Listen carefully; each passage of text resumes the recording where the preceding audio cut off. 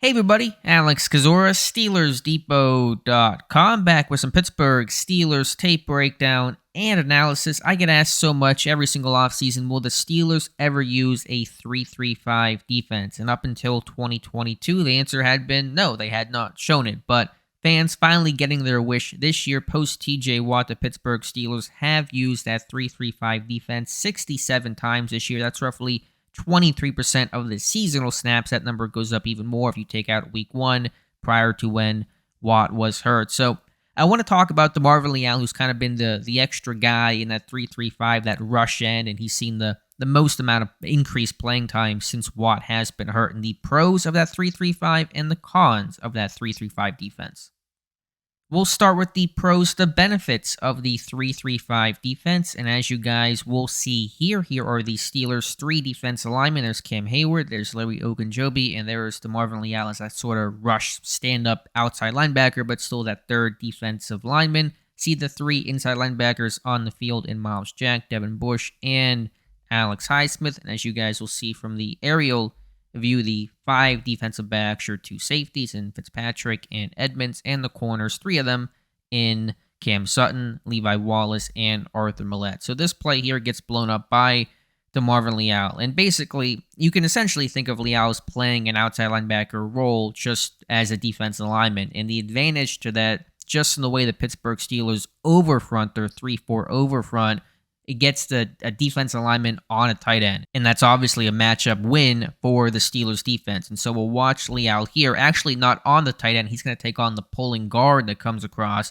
But because he's a bigger body overall, he can absorb that certainly better than what a smaller 250, 260 pound outside linebacker would be able to do. And so you watch Leal in this play as the left guard pulls around this kind of G lead type play. That's Lakin Tomlinson, a big guy at 340 pounds probably, and you see Leal be able to absorb that, stand them up here, and really create a lot of penetration. The back has to stop his path, tries to cut back. He's obviously not moving his feet basically at that point, and allows the backside linebacker, Alex Highsmith, to crash and make this tackle. But this play starts with Leal, who's able to get off the block here at the end as well. And so that's something you're not going to get as easily and as consistently with a smaller edge guy when you have a defensive lineman at 300 pounds like Leal taking on that guard. And so that's a matchup win in that moment and creates the run stop.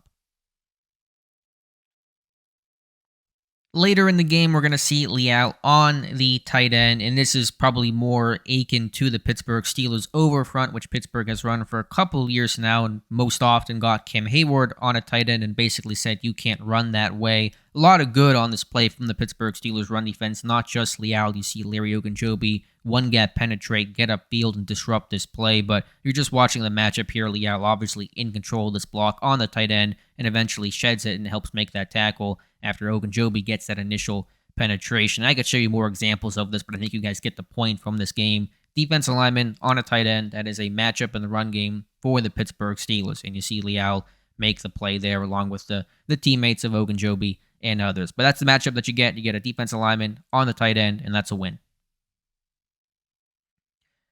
So what are the negatives of a 3-3-5? What are the downsides to having a 300-pound guy rush off the edge? There's a couple different things to talk about we'll see from this Jets game. One of those is quarterback contain. Now, in this play, you're going to see a stunt between Cam Hayward and DeMarvin Leal. But just to the broader point overall, quarterback contain is going to be a little bit tougher when you don't have quite the same caliber of athlete on the edge with an outside linebacker when you put a defensive lineman out there. Now, Leal's a really good athlete for his position. He runs well, he runs hard. I don't want to take that away from him, but just generally speaking, it's probably harder to have that four-man, contain on really mobile quarterbacks like Zach Wilson. He breaks contain here and gets a pretty good run out of it. Is that all on Leal? Probably not. He's the looper on this play. Hayward gets kind of sealed off by the left tackle on this one. So again, not really primarily trying to blame Leal. It's just a good example to show, even if he was rushing the edge here, it's going to be harder for him to be able to keep that cup, keep contain on the quarterback. And then you see Leal get through, but him trying to chase Wilson, not going to be able to catch up to him as quickly as, say, an Alex Highsmith or TJ Watt or Malik Reed or some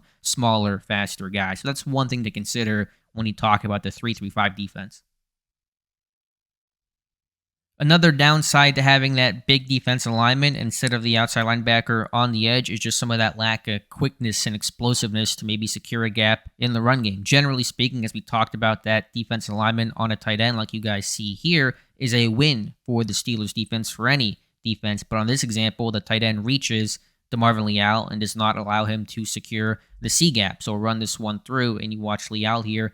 A square stance, so different stance compared to, say, an Alex Highsmith, and he's not as explosive and quick off the ball to secure that gap and gets reached, and the back runs into that vacant C gap for a good gain overall. So on this play, we'll see Larry Ogunjobi. He's got B gap responsibility here, and Leal's in the C gap, but he's not able to secure that block or secure that gap. He gets reached and cut off, and that allows the back to have that running lane through. And so maybe a guy that's a little bit smaller, a little bit quicker, can fire off the ball more effectively. You see Leal a little bit slow. Again, the stance probably hurting him here overall.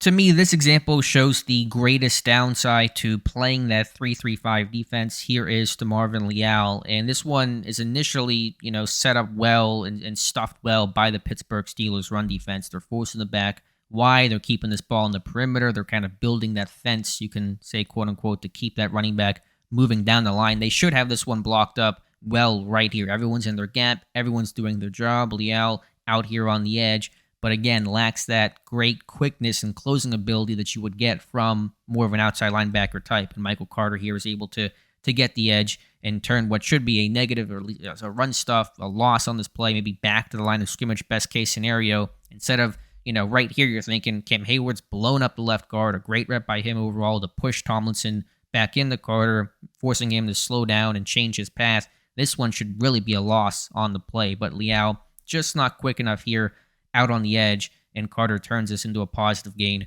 overall. That's certainly frustrating to see for this Steelers defense. And again, Leal, a good athlete, a good motor. He played that rush end at A&M. That's why they're using him in this capacity now. He can run, but relative to defensive lineman, relative to an outside linebacker, not going to be as effective trying to contain some of these perimeter runs when the back bounces things out wide. And so that's one downside as well. Also can mention just a lack of coverage ability. You're not going to see Leal drop into coverage too often. I imagine has not done so this year. So some schematic issues that could come up there as well.